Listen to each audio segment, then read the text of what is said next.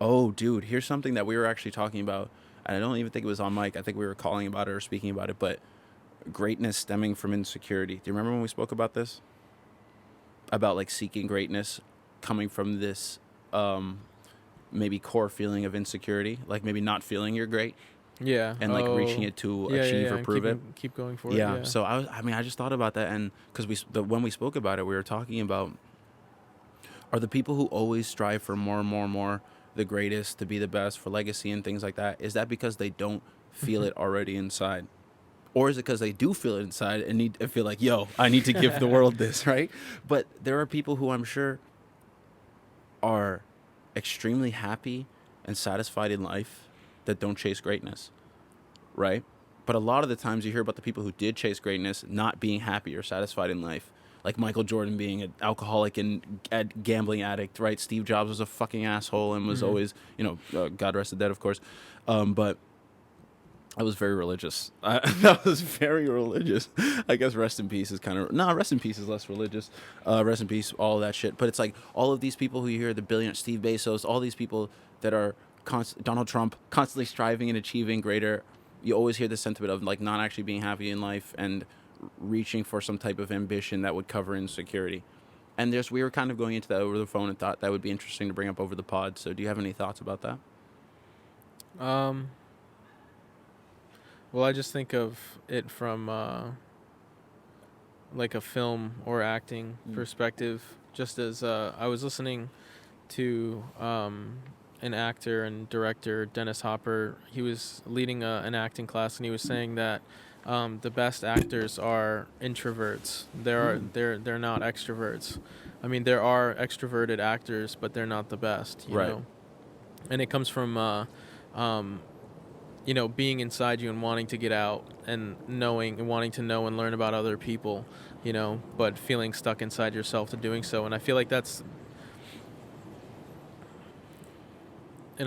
comes from an insecure place, Mm. you know, um, that introversion. I don't know if it's generally insecurity that leads people to feeling like introverts, but Yeah. um, Anything, yeah, I mean, most things you do in terms of entertainment or like wanting to be a figure that's known for the shit you create, I think for the most part generally stems from some type of insecurity.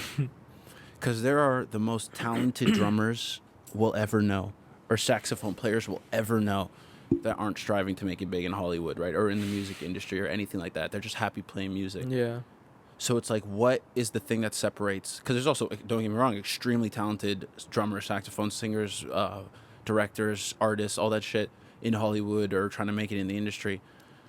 But what is the difference that like separates them from wanting to drive to be on a grander stage or like striving for more? And I think about it myself too, because getting a little chilly. Put the hood up. Um, I think about myself too, because I go through bouts of thinking, how much do I actually want? Right? Like in this stage, I kind of need to aim the highest because that's what's going to take me anywhere. Like if I aim for the middle when you're at the bottom, you probably yeah. aren't going to go too far. Mm. I'm going to let that pass because I want that bar to sit and I want to make sure there's space and not to lose this thought.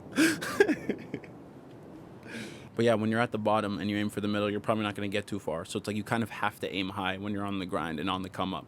But as you go through more of it, and I'm still in the come up phase, obviously, but even as I've been coming up through that, I realized like where this could go and the responsibilities that would have, and not only responsibilities, but in like weight that could have, and also just how that could affect my regular life. Like to the extent of in my personal life, I really like to just when I don't know what to do and I'm just at home restless or whatever, I just walk outside. I just leave my house and I just start walking around, and it makes me feel good. It makes me feel like calm.